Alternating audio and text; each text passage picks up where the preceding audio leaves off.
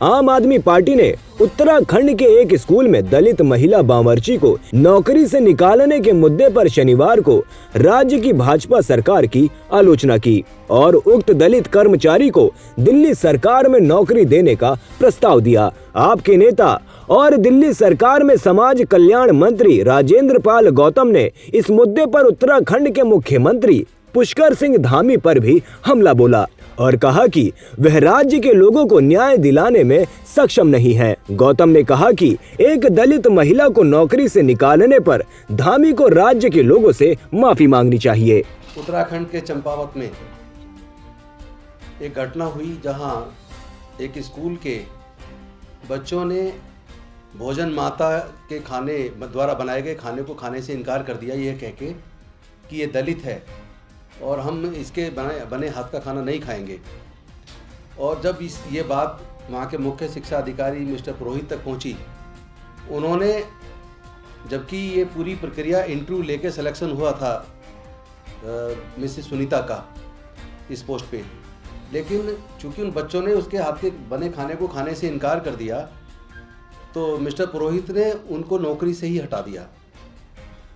तो मैं ये कहना चाहता हूँ कि मैं दिल्ली के महिला एवं बाल विकास विभाग का मंत्री होने के नाते मैं आप सबके सामने ये बोल रहा हूँ कि वहाँ के जो मुख्यमंत्री हैं धामी जी, वो काबिल नहीं है, वो लोगों को न्याय नहीं दे सकते और पूरी राजनीति उनकी जाति और धर्म की राजनीति करते हैं। वो लोग समाज को बांटने की राजनीति करते हैं। होना तो ये चाहिए था कि बच्चों को समझाया जाता, या अगर उनको फिर भी ट्रांसफ़र भी किया जा सकते थे, और उन्होंने उस महिला को नौकरी से ही निकाल दिया। पहली बात तो ये कि अगर इस तरीके से, इस आधार पे कि वो महिला दलित थी जो खाना बनाती थी और वो बच्चे खाने से इनकार कर रहे हैं, तो मैं ये पूछना चाहता हूँ, देश में जो बर्तन बनते, बर्तन बनाने का काम कौन करता है?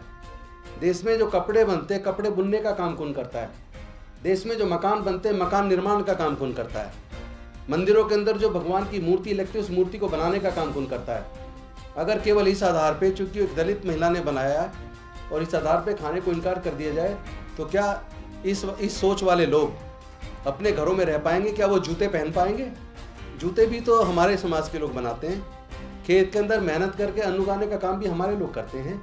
सड़क निर्माण का काम भी हमारे लोग करते हैं। भवन निर्माण का काम भी हमारे लोग करते हैं। तो अगर इस आधार पे देखें तो क्या क्या छोड़ेंगे? ऐसे लोगों को सोचना चाहिए कि देश ऐसे नहीं चलता। देश, ये भारत विविधताओं का देश है जहाँ विभिन्न जाति धर्म के लोग रहते हैं। हर 50 किलोमीटर पे यहाँ भाषा बदल जाती है, संस्कृति बदल जाती है। तो भारत को एकजुट रखना है तो भारत में आपस में भाईचारा और प्रेम बढ़ाना पड़ेगा। ये नफरत बढ़ाने वाले लोगों को डिस्करेज करना चाहिए, ना कि एनकरेज करना चाहिए। चंपावत में सुनीता को नौकरी से हटाना एक तरीके से भेदभाव करने वाले, जाति पे आधारित उत्पीड़न करने वाले लोगों को बढ़ावा देने वाली एक ये बात है। इसके लिए धामी जी को माफ़ी मांगनी चाहिए और उनको तुरंत इस पे संज्ञान लेकर सुनीता को न्याय देना चाहिए था। लेकिन मैं दिल्ली का महिला एवं बाल विकास मंत्री होने के नाते सुनीता को मैं ये ऑफ़र देता हूँ कि वो दिल्ली आए, हम उनको भोजन बनाने का काम, वो नौकरी हम दिल्ली की सरकार उनको देगी। और आप कुछ पूछना चाहें तो पूछ सकते हैं। ये विद इन वीक की घटना है, अभी एक सप्ताह भी पूरा नहीं हुआ। उस पर जैसे ही बच्चों ने मना किया, उस पर जांच बिठा दी गई और जांच बिठा के उस महिला को नौकरी से निकाल दिया गया जी। बल्कि एक और प्रतिक्रिया हुई है। एक स्कूल में दलित बच्चों ने भी ये कह दिया कि अगर वो दलित माता का, भोजन माता का बना खाना नहीं खा सकते तो हम भी इनके बने हाथ का खाना नहीं खाएंगे, हम भी अपने घर से टिफिन बना के लाएंगे। तो अगर इस तरह की घटनाएं बढ़ेंगी तो समाज में एकजुटता कैसे आएगी? समाज में अगर जाति के नाम पर, धर्म के नाम पर नफरत बढ़ेगी तो भारत मजबूत कैसे होगा? इस पे तो सभी पार्टियों को गंभीरतापूर्वक सोचना चाहिए और सख्त कदम उठाने चाहिए। इससे भारत मजबूत नहीं हो सकता, इससे तो भारत विभाजित हो जाएगा।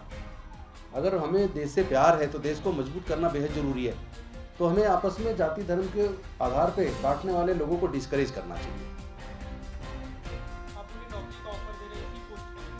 जी, खाना बनाने की उसी नौकरी को हम दिल्ली के अंदर उन्हें देने के लिए तैयार हैं। अगर वो दिल्ली आकर नौकरी करना चाहें, क्योंकि धामी जी इस काबिल नहीं है, उनके अंदर वो गट्स नहीं है कि वो सुनीता को वहाँ न्याय दे सकें।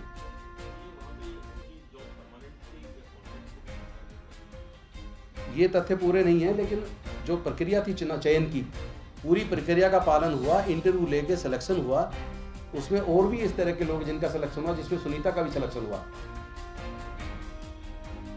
मैं तो ये कहना चाहता हूँ, ये मनुस्मृति को आज ही के दिन 1927 में डॉक्टर बाबा साहब अम्बेडकर जी ने इसीलिए जलाया था, क्योंकि इसमें जाति के आधार पे लोगों को अधिकार तय किए गए। पढ़ने का किस जाति को अधिकार है, व्यापार का किस जाति को अधिकार है, राजकाज का किस जाति को अधिकार है, और किसको कोई अधिकार नहीं है, केवल सेवा ही करना है। तो इसीलिए जो जाति के आधार पे, महिला होने के आधार पे किसी के साथ उत्पीड़न करने को जायज़ ठहराती हो, तो ऐसी पुस्तक को स्वीकार करना ठीक नहीं है। इसीलिए 1927 में 25 दिसंबर को डॉक्टर बाबा साहब अम्बेडकर जी ने मनुस्मृति दहन किया था। तो मैं आज ये कहना चाहता हूँ कि देश को मजबूत रखने के लिए आपस में तालमेल बनाना, वो जाति कुदरत ने नहीं बनाई है, पूरी दुनिया में जातियाँ नहीं हैं, जाति केवल भारत में, और जाति जब तक रहेगी जब तक भारत विकास के दौड़ में दूसरे देशों की तुलना में आगे नहीं निकल सकता। हम विश्वगुरु बनने की बात करते हैं, लेकिन विश्वगुरु इस तरह जाति धर्म के नाम पे बांटकर समाज को थोड़ा आगे विश्वगुरु बन पाएंगे। विश्वगुरु तो जिस तरह बुद्ध के समय था, पूरा भारत बौद्ध में था, सबको समान रूप से, महिलाओं को भी बुद्ध के संग में जाने की इजाज़त थी, तो जातिगत आधार पर नहीं था। तो उसी व्यवस्था से भारत को मजबूत किया जा सकता है, जहाँ सबको साथ लेके, सबके लिए समान अवसर सबको दिए जाएं, सब लोग साथ मिलके चले, तब भारत मजबूत होगा।